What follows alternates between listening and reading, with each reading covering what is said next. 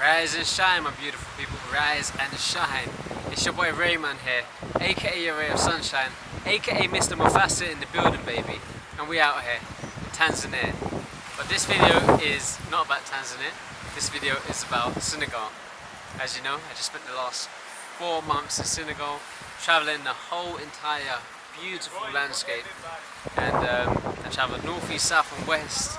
You know, from St. Louis up in the north and Touba, and then Meki. I came all the way down to Dakar and spent time in the south, Casamance, Saloum. We pretty much went everywhere and explored, man. It was just a beautiful, beautiful experience, man. I will say, if you can't hear me properly, guys, I forgot my microphone. I've come here to specifically film the likes and dislikes of Senegal and the pros and cons, and I forgot my microphone. So if you can't hear me properly, excuse me, I'm sorry. Now I want to say thank you very much for everyone who supported me along the journey so far. Thank you for liking my videos, thank you for subscribing, and thank you for sharing any of my content. So yeah, appreciate that. But let's just dive into it. So we're going to start with the good stuff. The good stuff first. Let's start with the Senegal hospitality. Senegalese hospitality is some of the best in the world, and trust me, I know about hospitality and customs. I've been around and travelled the whole entire globe. I've been to about 35 different countries in the last 5 years, and I've only now just started to film, since I got to Senegal. So Senegalese hospitality is like no other, no doubt, and that, I can vouch for that. Took it from experience as well. They welcome you, with open arms, and it doesn't matter what colour you are, what race you are, what religion you are. They're just very, very welcoming people, and they look after you so well. They don't treat you like a guest, they treat you like family, and that's my personal experience of being in Senegal for four months. Number 2, Senegal has some beautiful, beautiful beaches. It has some beautiful terrains and landscapes, from Simone to Cap Skirring, and some of the largest coastlines on West Africa. And you also got the salt lakes of Senegal that you can visit. And these are beautiful places that you can go and relax and chill out, maybe do some building, build your little dream house or guest house and stuff. Number 3, let's not forget about the food. The food is exceptionally tasty over in Senegal. The food is just so tasty, beautiful. Not necessarily the healthiest food, in the world. However, their national dish, Djoudj, is just mwah. I mean, I miss it right now. I've been out of the country for a few days now. I'm already missing the Djoudj. So yeah, the food and the Chebouguené and the Chebouguèp and the drinks, the Bissap and the teas and stuff. You have to check it out when you get there. Number 5, Senegal has such a rich, deep history, and especially for those of you who are in the diaspora and want to come home back to your West African roots, and you just want to come home and just put your feet on the ancestral lands and stuff, and get some clarity or do some healing and close certain chapters of your life. Senegal, has a rich history, and it carries such a high vibration and energy. And I guess that's why the people are so beautiful there, inside and out. 6, visitors from many countries, especially African countries, can come to Senegal. I'm saying come to Senegal like I'm still there. They can visit Senegal, which is a home away from my home for me. They can visit without a visa, so I guess that makes things a little bit more stress-free when you're traveling, especially given the times that we're in at the moment. Number 7, safety. Senegal is a very, very safe country for tourists, for women, children, men, uncles, brothers, sisters, cousins, you name it. I mean, there's women and children walking the streets at all times of the evening, and they're pretty much safe. It's a predominantly Muslim country, so they're very, very conservative in certain areas. So you can rest assured that you will be safe in Senegal. Of course, it doesn't mean you're going to go and do something stupid like leave your stuff on the beach unattended, or start walking around leaving things in a busy area and in the capital city. Because like any capital city, you're going to find people who are looking for opportunities. So just about being wise. You know, I've been to the favelas in Brazil, Rio de Janeiro twice. You know, I'm not going to go in there and start, you know, acting like I'm Jack the Lad or like, you know, I own the place. What I love about Senegal is also the community spirit that they have. You know, everybody just works together in solidarity. There's not like, you know, you or they or them, or it's us, it's we. You know, we're here collectively working, you know, as the people together. So you know, no one's going without food, no one's going out, you know, going without shelter. There's always someone there willing to take you in and feed you, and that's why they all eat together. You know, and the communal pots and stuff, breakfast, lunch, and dinner, and you know, neighbours are welcome. And it's everybody's responsibility to look after the children in Senegal, which is a beautiful thing, a beautiful custom. So you can go on a bus and then you can, you know, just have, you know, your children with you, and you know, just a random stranger will be helping you, you know, look after, you know, the child on the bus, sit them down, you know, put them to sleep, or help you carry your children on the bus. And that's just the way Senegalese people are. You know, just lovely, beautiful people. Senegal has 7 World Heritage Sites, and you can go on the Unesco, you know, website and find this information. Senegalese people are generally very happy people. You know, they have very uplifting, very kind, and you know, very kind spirits. And you know, this is even with the challenges that they face economically. So obviously, we know it's not the richest country in the world, but despite this, you know, they get on with things. They're resourceful, they're resilient, and they're happy. You know, and they're humorous. And even people that might not even have much, which is all relative anyway, they're just very happy people. And there's no spitefulness there. There's no aggression. There's no sort of, you know, the traits that you can find in the West sometimes, jealousy and bitterness. They just don't carry those heavy vibrations. That's another thing, you know, I love about Senegalese people. So yeah, so now we're going to get into the dislikes, the things that I didn't like in Senegal. Not like, oh, I never go there, you know, I don't like this and no, I don't like that. Obviously, we're going to be, you know, diplomatic about it, and you know, we're going to be trying to look at the positives, even from the negatives, and you know, see how they can improve certain things. Like, you know, number one, for example, the pollution in Senegal, especially the capital city, like most cities out here in the world, it's unreal. I mean, all of the cars are old in Senegal. You're talking about 20, 30, 40 years. Well, I wouldn't say all of the cars, but most of the cars. And they let off so many fuels, carbon emissions, diesels, petrol.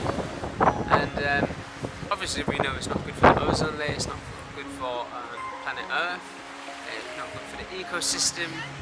But it's horrible to breathe in when you're traveling, you know, in the town. And that's why I stayed away from the capital city. You know, I've been in the city for many years of my life, so yeah, I tend to stay away from the capital cities and these concrete jungles, and I prefer more natural environments, close to the sea breeze, or being in nature myself personally. And yeah, that's a big issue in Senegal, the fumes, breathing them in. Number 2, I think there's a lot of plastic pollution going on, which kind of links to the pollution of petrol and diesel fumes. Like the beaches and some areas in you know, natural nature spots and villages, you can find plastic just everywhere. You know, plastic bags and bottles, and you know, it's something we really need to sort of improve on going forward, and teach the kids and educate the kids about the consequences of, you know, dumping plastic anywhere and everywhere. And to be fair, I've been to Tanzania for a few days now, and I mean, it's very similar in some parts. There's so much plastic on the beaches, in villages. But yeah, that leads me to number 3. Plastic bottles in the sun. You know, they leave plastic water bottles in the sun, and you know, our people, our brothers and sisters out here in Senegal, are drinking this water that has been left in the sun, which you know, plastics contain BPA. Which is toxic to your system, neurotoxins, toxic to your endocrine system. A lot of the plastics have a lot of estrogen in them, and when they're exposed to the sun, this extra estrogen gets leached into the water, and then we're absorbing this water and it's going into our cells. And the latest research has even shown now that even like placentas now are found to have microplastics in them due to the overconsumption of fish or plastic water from plastic bottles. So I guess we're going to be mindful about this going forward, because extra estrogen can lead to so many complications. You know, it can affect a woman's fertility, it can lead to breast cancer, menstrual cycle irregularity, and so on. Number 3, the traffic in Senegal. Boy, in Dakar, if you're going to go to Dakar, just be prepared for the amount of traffic you're going to experience. In a 30-40 minute journey, or no, sorry, a 10-minute journey can end up taking 30 to 40 minutes, you know, just being stuck in traffic, and being in a polluted city on top of that for that amount of time. It's not healthy, and it's not the best of environments you want to be in, so I tend to stay out of Dakar. I think in the whole 4 months that I was in Senegal, I went to Dakar probably about 7 times. I probably stayed there for a maximum of a week. Fuel in Senegal, petrol costs, as they call it, essence, is very expensive. So when you're traveling, it can be very expensive because fuel costs that are high. This makes traveling very expensive. And on top of that, as tourists, you know, we seem to get a tourist price. There'll be one price for locals and another price for tourists. So just be mindful and try and stick with the locals who can arrange all of this stuff for you, where you're not being overpriced. And just to give you like some perspective, like a gallon of petrol in Senegal costs around $1.40. And over here in Tanzania, you're looking at about $1. So you can imagine how that adds up. So traveling can be very costly, especially if you travel in the whole country like myself, north, east, south and west. It adds up, trust me. I think by the end of my trip, I was just literally eating mangoes and bananas like every single day.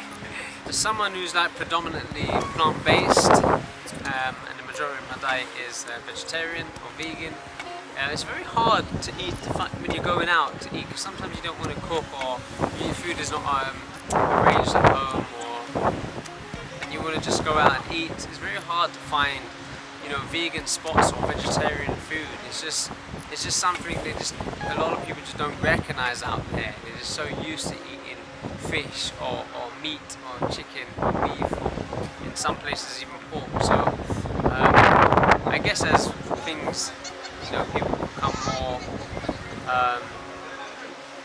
open to different diets and stuff, and reducing meat consumption, I guess we'll probably see more vegan options and stuff, or plant-based options in Senegal, which leads me on to my next point.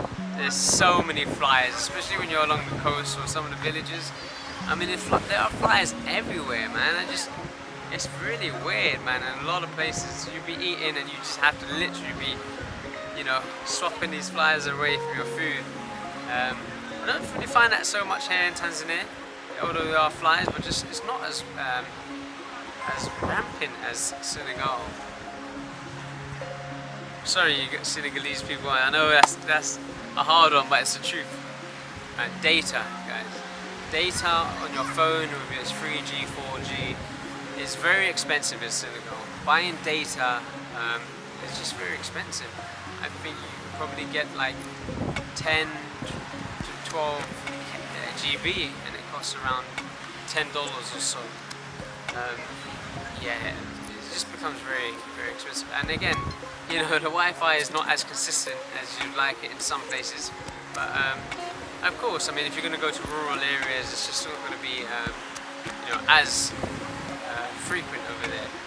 But it's not impossible to get Wi-Fi in rural areas. It's possible. Which leads me on to my next thing, which is the electricity, the way it cuts in and out. I mean, if you're on a conference call, you're doing a consultation with someone or a client, electricity can just cut out of nowhere. So that's something just to be aware of in certain places. Not so much in Dhaka, but when it rains heavily, I mean, me anywhere.